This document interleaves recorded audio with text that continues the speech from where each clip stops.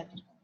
देखिए जी, इस टेबल के अंदर जो हम बात कर रहे हैं वो अब आपको मैं क्लियरली बताती हूँ। देखें यहाँ पे ये डिफरेंट कलर से मैं इसको इस्तेमाल कर रही हूँ। एक अगर हम इसको थोड़ा सा सीक्वेंस में जाएं, अपना जो ऊपर का जो काम है वो देखें, तो यहाँ पे फॉर एग्जांपल मैं दोबारा से एक सीक्वेंस बना लिख देती हूँ। ए, माइक बंद करें, AU G G C C C A U A C G G C।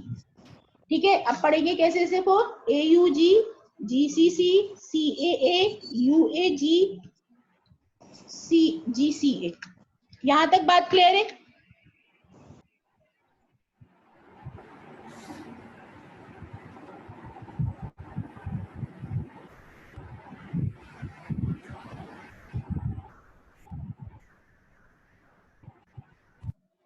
अच्छा, यहाँ yes, मैम क्लियर।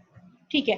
अच्छा, अब इसके बाद जो चीज है जो इम्पोर्टेंट है वो अब आप देखो, मैंने क्या कहा, ये 5 प्राइम बेस है, ये मिडिल बेस है और ये 3 प्राइम बेस है।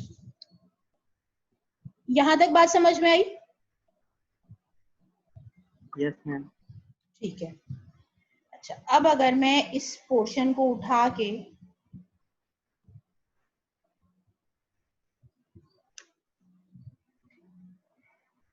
यहां लेकर आऊं, ये टेबल आ गया सामने पूरा। अब 5 प्राइम का जो ए है वो ये कॉलम है, ठीक है। This one column is 5 prime column, ठीक है। इसके बाद ये जो मिडिल बेसिस के कॉलम है ये 4 कॉलम्स हैं, और जो 3 प्राइम का जो कॉलम है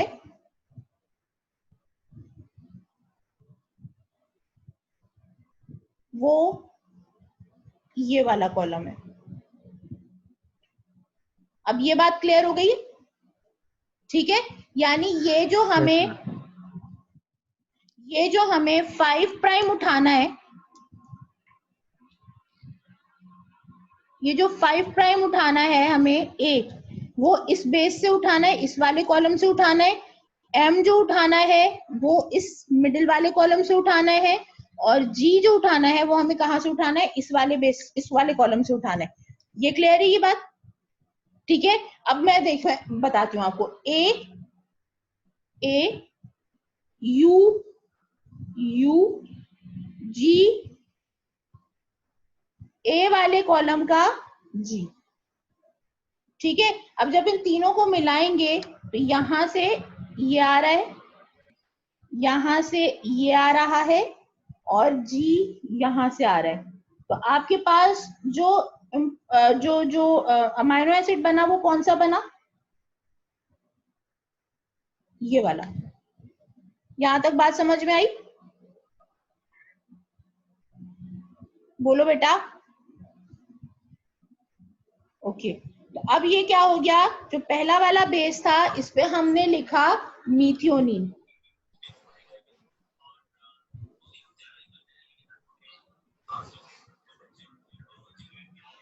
माइक बंद करें, ठीक है जी। सेकंड बेस उठा रहे हैं अब हम,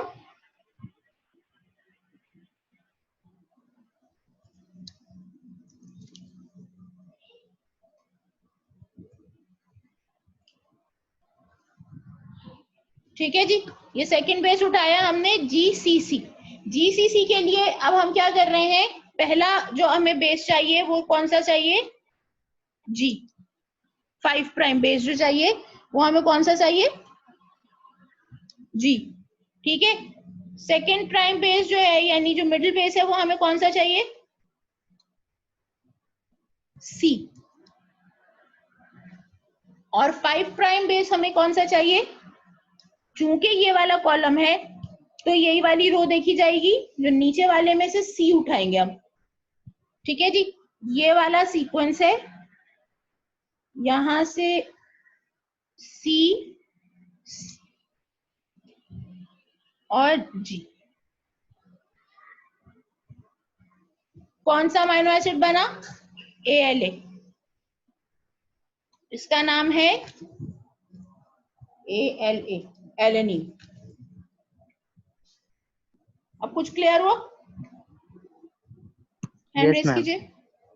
अब तीसरा अमाइनो एसिड एक और हम सिलेक्ट कर लेते हैं ताकि आपको बहुत बिल्कुल क्लियर हो जाए, इसके बाद कोई प्रॉब्लम नहीं होनी चाहिए। ठीक है, ये तीसरा उठाया हमने CAA।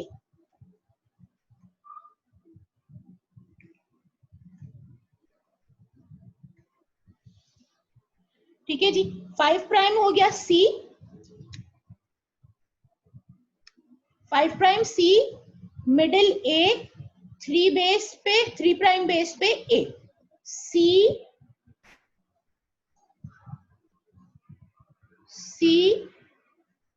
A और इसी का A, क्या बना?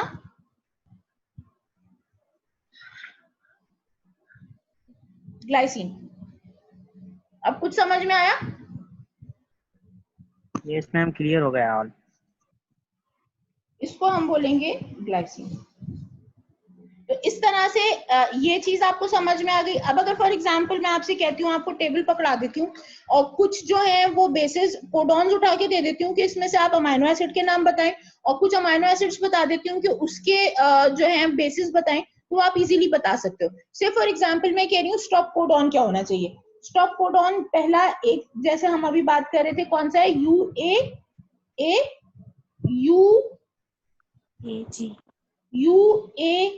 UAG और उसके बाद UGA। ठीक है, तो ये तीन तो आपके स्टॉप कोडॉन हो गए। अब अगर फॉर एग्जांपल मैं आपसे बोल रही हूं कि मुझको फिनाइल एलेनिन का बताएं, तो फिनाइल एलेनिन के आपके पास ये देखें, ये 2 मॉलिक्यूल्स हैं। ठीक है जी, जल्दी से मुझे इसका सीक्वेंस बताइए। मैम UAG का? नहीं नहीं, ma'am phenyl alanine. U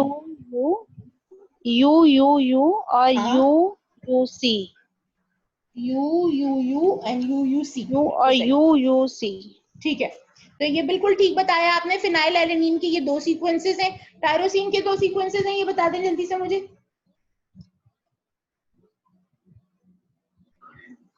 UAU और UAC। अब बाकी बॉयज गर्ल्स सबको समझ में आ गई ये बात इस तरह से? UAU UAC UAC। ठीक है, और किसी को कोई प्रॉब्लम, कोई सवाल पूछना है तो बता दें अभी इस टाइम पे।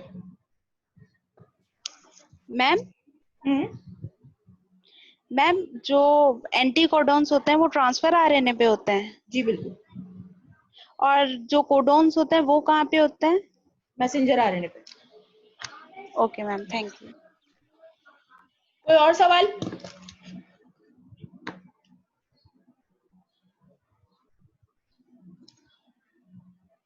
किसी ने कुछ टाइप किया शायद, देख लेती हूँ मैं, वरना फिर हम आगे चलते हैं। नो मैम, कोई सवाल नहीं है भाई? चलें। No ma'am. ठीक है, तो अब ये बात आपको समझ में आ गई कि प्रोटीन्स बनते किस तरह से, मतलब प्रोटीन्स की सीक्वेंस को आइडेंटिफाई कैसे किया जाता है। ठीक है जी, अब हम आते हैं आपके साथ में, फिर से दोबारा पुरानी वाली स्क्रीन शेयर कर रही हूँ।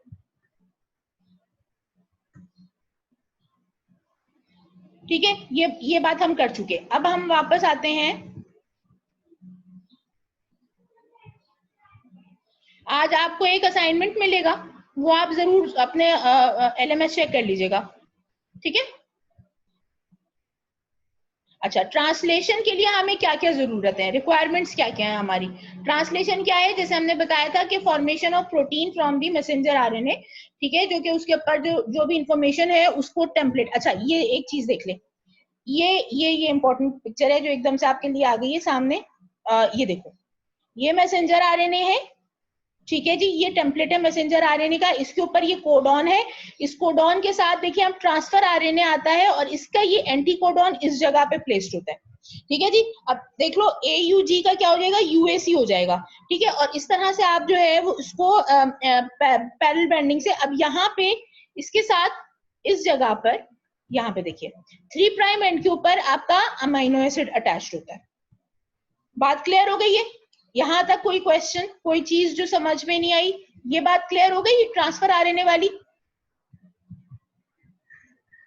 ये एक पूरी पिक्चर देख लें आप इस तरह से, इसमें कोई चीज जो समझ में नहीं आ रही? हो गया? ठीक है बेटा,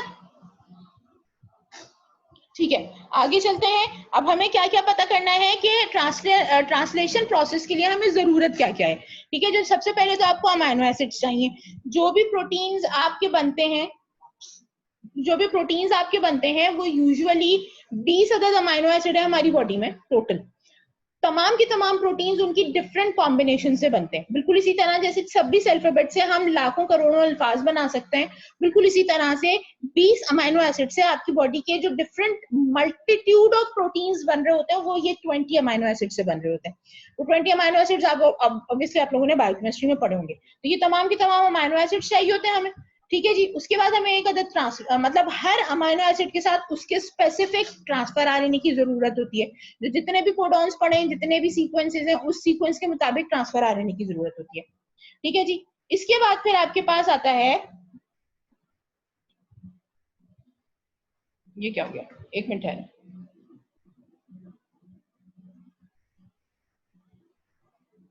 ये हम उल्टे क्यों जा रहे हैं? नहीं, ये हो गया ट्रांसफर आरएनए की जरूरत है। अच्छा, उसके बाद फिर ट्रांसफर आरएनए सिंथेसिस की जरूरत है, मैसेंजर आरएनए की जरूरत है, फंक्शनली कॉम्पिटेंट राइबोसोम्स की जरूरत है। ऑब्वियसली आपके पास 30S और 50S राइबोसोम्स होने चाहिए। प्रोकैरियोट्स में 30S और 50S होता है, और जो है हमारी जो यूकैरियोट्स होते हैं उसमें 60S और 40S सब यूनिट के राइबोसोम्स होते हैं। टोटल मिला के 80 सब S का राइबोसोम होता है। ठीक है जी, ये बात क्लियर हो गई। उसके बाद राइबोसोमल आरएनए की जरूरत है, राइबोसोमल प्रोटीन्स होते हैं, APE साइट्स होती हैं। ये क्या काम करती हैं ये अभी मैं आपको 2 मिनट के बाद बताती हूँ। Cellular location of the ribosomes proper होनी चाहिए। यूजुअली रफ एंडोप्लाज्मिक रेटिकुलम के ऊपर राइबोसोम्स का अटैच होना जरूरी है, क्योंकि उसके साथ उसको सपोर्ट मिल रही होती है, और फिर वहीं से जो है वो प्रोटीन का सिंथेसिस होने के बाद जो पोस्ट ट्रांसलेशनल मॉडिफिकेशन होती है वो रफ एंडोप्लाज्मिक रेटिकुलम में हो रही होती है।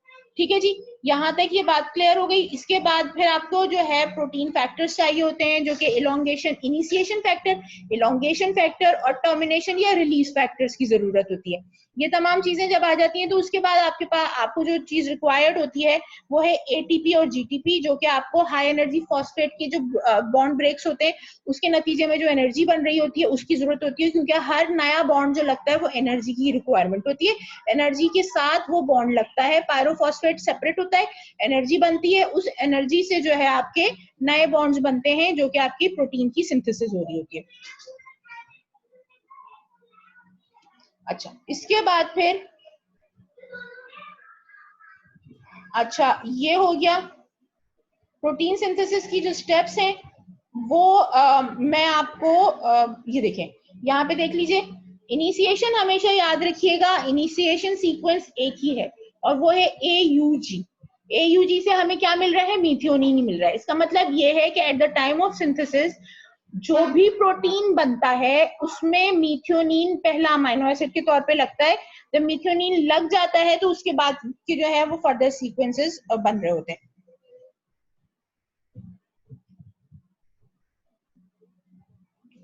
अब ये आप देख सकते हैं,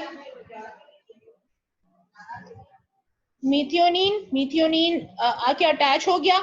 इसके बाद फिर राइबोसोम के साथ जो है अब फिनाइलएलेनिन की जरूरत है।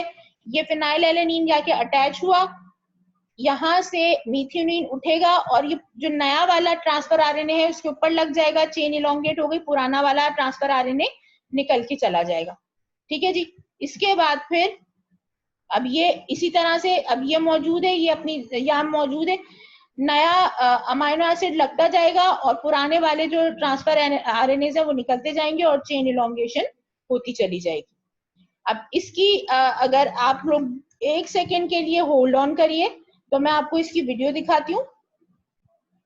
अच्छा जी, ये वही कल जिस वेबसाइट से मैंने ये वीडियो डाउनलोड की थी, वर्चुअल सेल जो है एक कंपनी है जिन्होंने ये वीडियो बनाई है, उनकी तरफ से ये वीडियो थी। कल जो थी वो उसी सीक्वेंस की ये दूसरी वीडियो है ट्रांसलेशन के हवाले से। सबसे पहले इसमें जो है वो जो अभी तमाम चीजें मैंने बताई वो साथ साथ बताते जाएंगे। Translation is the synthesis of protein from messenger RNA template. Process involve several की मॉलिक्यूल्स। लाइक एक तो मैसेंजर आरएनए की जरूरत है जो कि टेम्पलेट के तौर पर एक्ट करेगा। राइबोसोम्स चाहिए, लार्जर एंड स्मॉलर सब यूनिट। उसके अलावा ट्रांसफर आरएनए की जरूरत है जिसके टर्मिनल के ऊपर एंटीकोडॉन्स होते हैं। रिलीज फैक्टर्स की जरूरत होती है। स्टेजेस ऑफ ट्रांसलेशन क्या है? इनिशिएशन होती है, इलोंगेशन होती है और उसके बाद टर्मिनेशन हो जाती है। अच्छा, ये मैसेंजर आरएनए है, 5 प्राइम और 3 प्राइम सब यूनिट है। चेन इलोंगेशन कहाँ पे होगी? अच्छा, 3 प्राइम एंड के ऊपर पॉली ए टेल होती है जिसमें सिर्फ एडेनिन मॉलिक्यूल्स लगे हुए होते हैं, जबकि उसके मुकाबले में जो 5 प्राइम पोजीशन होती है वहां पे मिथाइलेटेड कैप होता है। इस मिथाइलेटेड कैप के करीब स्मॉल राइबोसोमल सब यूनिट आके अटैच होता है इनिशिएशन साइट के ऊपर। और इनिशिएशन साइट पे जैसे कि आपको बताया AUG है मीथियोनिन, तो उसका जो एंटीकोडॉन है UAC वो आके AUG के साथ अटैच हो जाता है, स्टार्ट कोडॉन।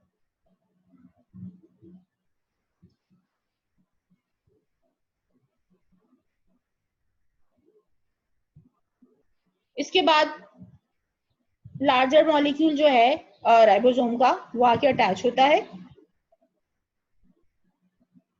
इसके अंदर 2 साइट्स होती हैं।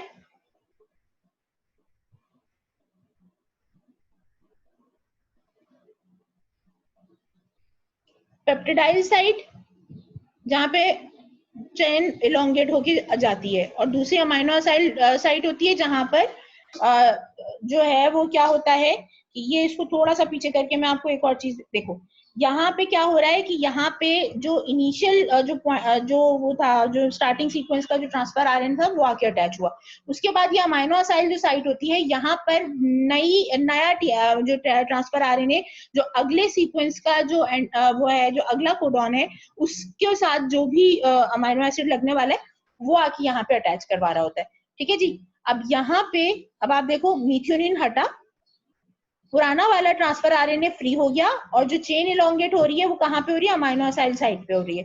ठीक है जी। इसके बाद ये ट्रांसफर आरएनए हट गया, राइबोसोम आगे मूव किया, अमाइनो असाइल साइट क्लियर हो गई और जो पहले वाला जो ट्रांसफर आरएनए था वो पी साइट या पेप्टिडाइल साइट के ऊपर चला गया। ठीक है, नया ट्रांसफर आरएनए आके अटैच हुआ, यहाँ से रिलीज हुई पुरानी पेप्टिडाइल चेन जो कि इलोंगेट हो रही है और ये आके वापस इसके साथ लग जाएगी, पुराना ट्रांसफर आरएनए फिर से फ्री हो जाएगा,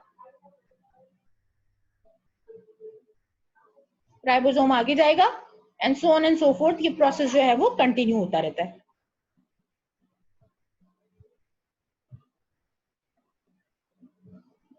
ये लॉन्गेशन का प्रोसेस है, एक के बाद एक इसके ऊपर जो है ट्रांसफर आरएनए जो भी आगे सीक्वेंस आ रहा होता है उसके हिसाब से आके अटैच हो रहे होते हैं और ये चेन इलोंगेट करती रहती है।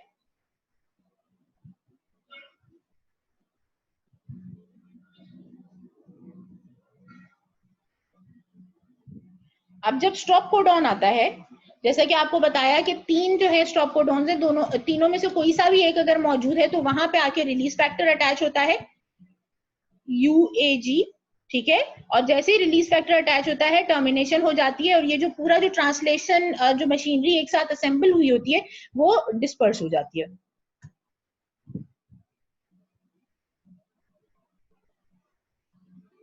Now this is the peptide जो कि फिर पोस्ट ट्रांसलेशनल मॉडिफिकेशन में जाएगा। ठीक है जी, ये कहाँ जाएगा? पोस्ट ट्रांसलेशनल मॉडिफिकेशन में जाएगा और उसके बाद जो है वो फर्दर क्या होना है इसका, obviously you can very well imagine कि फिर उसके बाद जो है ये पोस्ट ट्रांसलेशनल मॉडिफिकेशन होके फाइनल फॉर्म ऑफ प्रोटीन बन जाती है। टर्मिनेशन हुई, post translational modification of polypeptide chain. अच्छा, इसमें होता क्या क्या है? ट्रिमिंग होती है, अगर तो बड़ा मॉलिक्यूल है तो उसके छोटे छोटे पार्ट्स बनाए जाते हैं। लाइक मैं आपको एग्जांपल दे सकती हूँ कि एक का जो आपका जो प्रो इंसुलिन बनता है, वो बेसिकली तीन प्रोटीन चेन से मिलके बनता है, ठीक है जी। ए चेन, बी चेन और सी चेन। तो ए और बी जो है वो आपस में जुड़ जाते हैं पोस्ट ट्रांसलेशनल मॉडिफिकेशन के टाइम पे, और आपका इंसुलिन मॉलिक्यूल बन जाता है। जो सी पोर्शन सेपरेट आउट होता है वो सी प्रोटीन कहलाता है, ठीक है जी। तो इस तरह से वो अलग हो जाता है, और ये बाकी के जो दो प्रोटीन्स हैं वो आपस में जुड़ के जो है आपका इंसुलिन का स्ट्रक्चर बनाते हैं। ऐसी बहुत सारी एग्जांपल्स हैं। तो ट्रिमिंग का मतलब ये है कि कट पिट के, छोटा होके जो एक्स्ट्रा सीक्वेंसेस हैं वो सेपरेट आउट करने के बाद फाइनल फॉर्म आ जाए किसकी? प्रोटीन की। कोवेलेंट अटैचमेंट्स होती हैं, फॉस्फोरिलेशन हो सकती है यानी फॉस्फेट मॉलिक्यूल्स अटैच होते हैं, ग्लाइकोसाइलेशन होती है यानी ग्लूकोज मॉलिक्यूल्स अटैच होते हैं, हाइड्रोक्सिलेशन हो सकती है, और कोवेलेंट मॉडिफिकेशंस हो सकती हैं। कोई से भी फंक्शनल ग्रुप्स ऐड हो सकते हैं, कोई से भी इनऑर्गेनिक कंपाउंड्स की एडिशन जो होती है वो जो है वो कोवेलेंट मॉडिफिकेशन कहलाती है, ठीक है जी। इसके अलावा फोल्डिंग्स जो है प्रोटीन के, आपको मालूम है कि 4 तरह के फोल्ड्स होते हैं। एक तो प्राइमरी स्ट्रक्चर होता है, फिर सेकेंडरी स्ट्रक्चर होता है। प्राइमरी स्ट्रक्चर में सिंपल पेप्टाइड बॉन्डिंग होती है। सेकेंडरी स्ट्रक्चर जो होता है उसके अंदर पेप्टाइड बॉन्डिंग के साथ साथ हाइड्रोजन बॉन्डिंग होती है, या तो अल्फा हेलिक्स बनता है या बीटा प्लीटेड शीट बनती है। उसके बाद थर्ड जो है थर्ड जो फोल्डिंग का जो तरीका होता है उसके अंदर ग्लोबुलर प्रोटीन्स जो है वो फर्दर ग्लोबुलर स्ट्रक्चर उठाते हैं, और इसमें कोवेलेंट और आयोनिक बॉन्डिंग्स भी ऐड हो जाती हैं in addition to hydrogen bonds, ठीक है जी। अब इसी स्ट्रक्चर के साथ जो है वो थर्ड स्ट्रक्चर बन गया, जो थर्ड क्या कहलाता है, थर्ड ग्रेड स्ट्रक्चर कहलाता है। अब तक मुझे स्ट्रक्चर का नाम नहीं याद आ रहा। Primary structure, secondary structure, tertiary structure. हाँ, टर्शियरी स्ट्रक्चर में ये होता है कि जो आपकी जो है वो फर्दर फोल्डिंग्स होती हैं। क्वार्टरनी टर्शियरी हो गया ना। क्वार्टरनरी स्ट्रक्चर जो होता है उसके अंदर मल्टीपल प्रोटीन चेन्स एक दूसरे के साथ जुड़ जाती हैं, ठीक है जी। तो ये क्वार्टरनरी स्ट्रक्चर होता है। क्वार्टरनरी स्ट्रक्चर में आपकी हीमोग्लोबिन की एग्जांपल है, जहां पे 4 प्रोटीन्स एक साथ जुड़ते हैं और फिर आपका हीमोग्लोबिन बनता है। तो इस तरह की जो फोल्डिंग्स होती हैं, जो उसके जो सेकेंडरी स्ट्रक्चर्स होते हैं प्रोटीन्स के, वो बनते हैं, ठीक है जी। प्रोटीन की डिग्रेडेशन भी हो सकती है कि जो लॉन्ग चेन्स हैं उनको तोड़ के छोटा किया जाता है, और इस तरह से finally post translational modification complete होती है, और जो प्रोटीन है वो मेम्ब्रेन ब्राउन वेसिकल्स के अंदर स्टोर होकर रिलीज हो जाता है into the cytoplasm. Whatever that function can be, वो स्ट्रक्चरल प्रोटीन है तो स्ट्रक्चरल कंट्रीब्यूशन में चला जाता है। एंजाइम प्रोटीन है तो एंजाइमेटिक एक्टिविटी शुरू करवा देता है। अगर तो चैनल प्रोटीन है तो जाके मेम्ब्रेन के साथ अटैच होकर चैनलाइजेशन का प्रोसेस शुरू करवा देता है। और अगर उस प्रोटीन को रिलीज होना है, लाइक वो इंसुलिन की तरह का कोई प्रोटीन है, तो उसको रिलीज होना है तो वो स्टोर्ड रहता है अंटिल एंड अनलेस उसको कमांड मिले रिलीज होने की, तो वो ब्लड में रिलीज होता है, और उसके बाद फिर ग्लूकोज की जो लेवल्स हैं उनको रेगुलेट करता है। यहां तक कोई चीज समझ में नहीं आई है तो मुझे बता दीजिए प्लीज।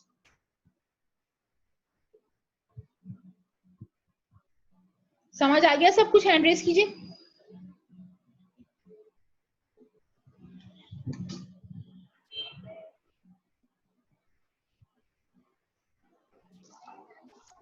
कोई सवाल है क्या? मैम एक बार, मैम जी मैम एक बार रिपीट कर दें कि जो राइबोसोम्स होते हैं वो प्रोकैरियोट्स में कितने, मतलब जो आपने बताया कि 30s S और 50s S होते हैं, तो ये एक बार रिपीट कर दें। प्रोकैरियोट में होता है 30-50, और यूकैरियोट्स में 60-40। Okay ma'am. ठीक है, anything else? No ma'am, thank you. Okay.